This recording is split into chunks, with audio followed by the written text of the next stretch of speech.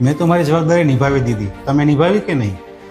નમસ્કાર, મારું નામ છે સાગર ઠક્કર. હું છું મામલતદાર અને સેન્સસ ચાર્જ ઓફિસર સેલવાસ. આજે હું તમારી સમક્ષ એક વિનંતી લઈને આવેલો છું. જેમ કે તમે સૌ જાણો છો કે ભારત સરકારે સેન્સસ 2027ની કામગીરી સ્ટાર્ટ કરી દીધી છે અને તેના પહેલા ફેઝની અંદર હાઉસ લિસ્ટિંગનું કાર્ય શરૂ થઈ ગયું છે.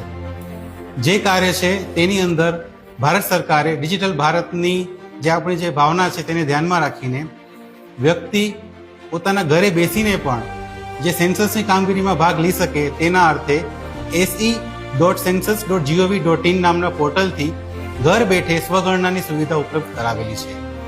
આ જે સુવિધા છે તેનો લાભ આપણને 19/4 સુધી મળી રહેવાનો છે.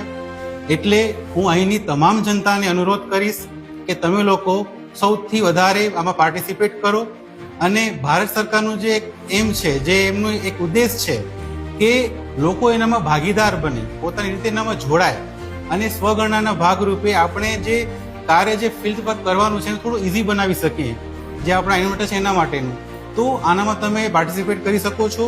પોતાની જે વિગત છે એનામાં તમે સબમિટ કરી શકો છો. સબમિટ કર્યા બાદ તમને પોર્ટલ પરથી એક એસી આઈડી ક્રિએટ થયેલું મળશે, જે તમને આપવાનું થશે 20/4 થી 19/5 દરમિયાન. તમારા ઘરે જે ઇન્વર્ટર તમારા ઘરે આવશે ફિલ્ડ વર્ક માટે, ત્યારે તેને બતાવવાનું રહેશે. તમે એનામાં સુધારા વધારા પણ કરાવી શકો છો.